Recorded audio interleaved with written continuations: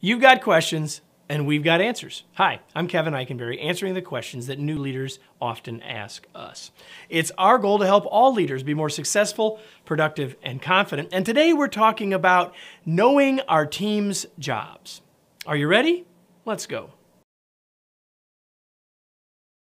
So I was recently asked this question, Kevin, do I need to know the jobs of all of my team members? Do I have to know them all? Well, the answer is, it depends.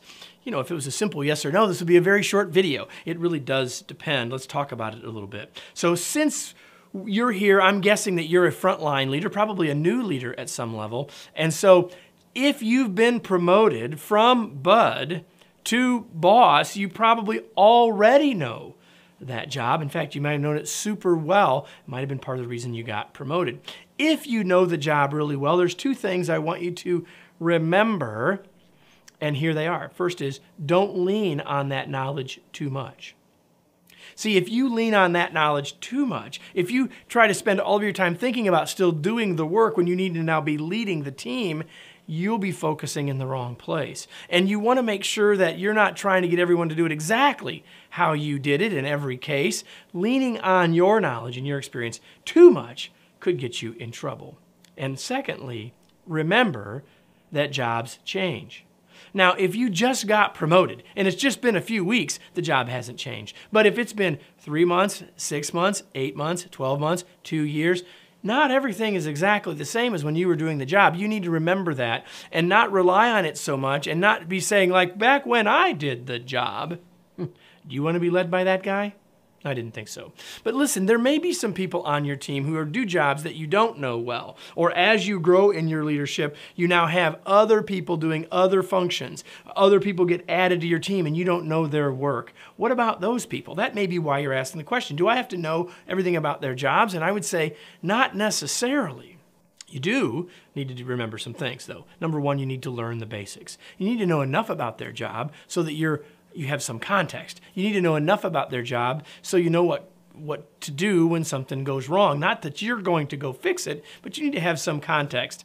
And you need to know enough about their job so you can ask questions.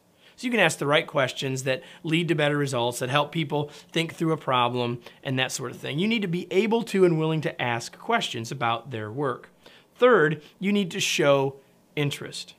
Listen, they may not want you to know or be able to do all of their job, but they want you to have a clue and they want you to show interest in what they're doing enough so that you can have a great conversation with them about it and use that as the basis to build relationship and build trust. And lastly, you need to know enough about their job so you can help make decisions. I'm not suggesting that you make the decisions for them. I'm suggesting that you need to have enough context, enough knowledge to make decisions.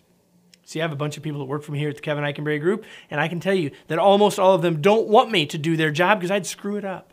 I don't know all of their work. I know, hopefully I followed the advice I've given you. I know enough to ask good questions. I know enough to provide context, but they don't want me doing the job. Your folks don't want you doing the job. You need to be knowledgeable, but you don't need to be an expert on every part of every job. Let me close with today's tweet. As a leader, it is your job to know the work of your team enough to help them succeed, but not necessarily do their job for them. I hope that this was helpful to you. I hope this provided some insight, some perspective, maybe a question you've asked yourself or wondered about, and now you've got some ideas. You know, we've got a ton of resources here on this site, other videos, blog posts, and lots more. We hope you take advantage of all of it. It's our job to help you be a more effective and confident leader. Yes, there are some things you can pay us for. Man, we'd be happy to help you there too, but we want you to use these resources to help you become a more effective leader because your team needs it and you deserve it. Thanks so much for being here, and there's more videos. Watch some more.